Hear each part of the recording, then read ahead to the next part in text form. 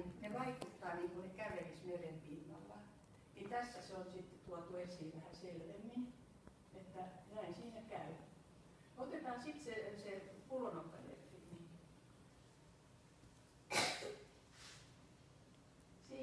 Siinä on se paljon puhuttu, mistä äsken sanoit, niin paljon puhuttu se pullonokkadelfiinit, jotka täällä oli Särkänniemessä, jotka siirrettiin Kreikkaan. Niin? Olen nähnyt. Niin, eikö ole kivoja? Mutta tiedätkö, mun mielestä on vielä kivempaa se, kun ne kulkee tuolla meressä. Saa, kyllä. Ja sitten, ja tässä kuvassa, nimittäin pullonokkadelfiinia sanotaan kaikkein älykkäimmäksi. Joo, kerro. Mä katsoin ehkä Ruotsiin noita delfiineitä. Oi, kun se olisi jännittävää. Joo. Se on toi delfiini tässä kuvassa, nimittäin tiedättekö te minkälainen on merisilvi? No?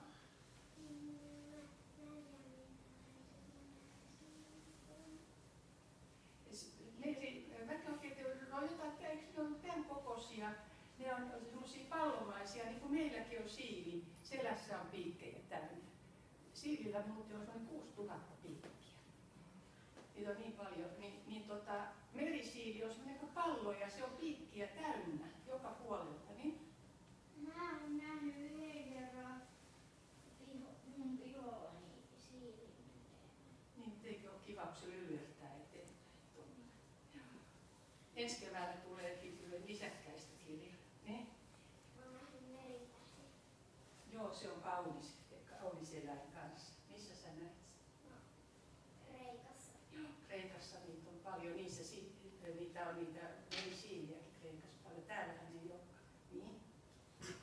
Meidän piikkipuskassa on ollut oikein se filmi. Minä koira häistä sitä, niin meni piikki sen enää. Oi, kato tässä se on kun siivi. Mä vasta pentu.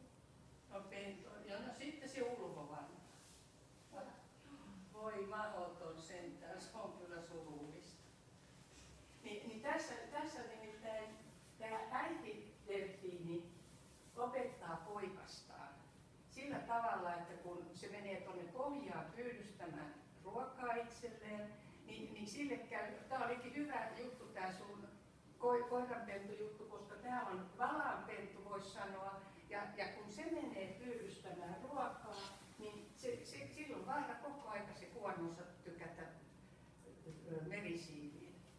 Ja äiti opettaa oikeasti tätä poikasta, että ne ottaa tämmöisen jostakin tämmöisen niin kuin lehden ja panee tämän kuonon päälle, että kun ne menee hakemaan ruokaa, niin ei pääse siivi pistää.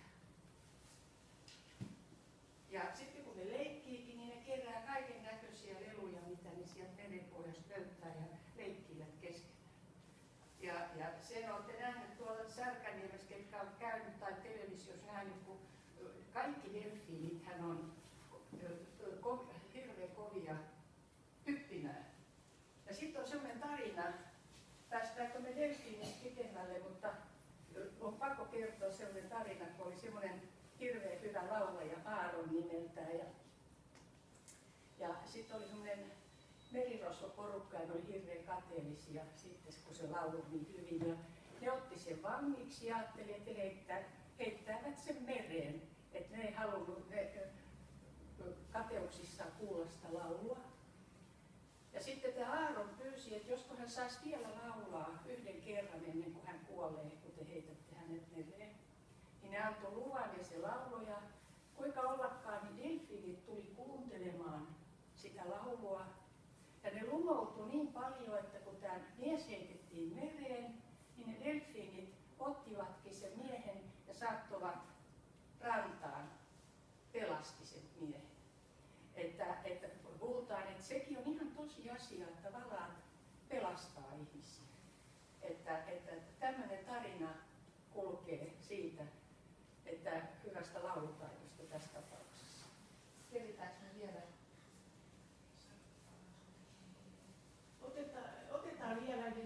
kaikkein suurin valas sitten, eli sinivalas, koska me ei mene aika nyt umpeen. Sinivalas on, katsokaa tuolta ylhäältä, tuolla ylhäällä on sellainen aikuinen ihminen, joka ui. Niin se on ton kokoinen ja ihmiseen nähden niin sinivalas on noin suuri. Ja ei se ole se on pienempi kuin tuo evä. Ja se on 30 metriä. 30 metriä pitkä. Ja sen takia tässä tämä äitivalas näyttää kieltä, kun sen kielen päälle voi laittaa pikkusen henkilöautoa. Se on niin suuri se kieli. Niin poikainen sanoo äidistään niin, mutta on siinä suuri sydänkin. Että tämä on niin kuin se. Ja sitten vielä yksi ihan lopuksi, niin täytyy, ainoa joka meidän vesillä on joskus nähty, niin on pyöriäinen.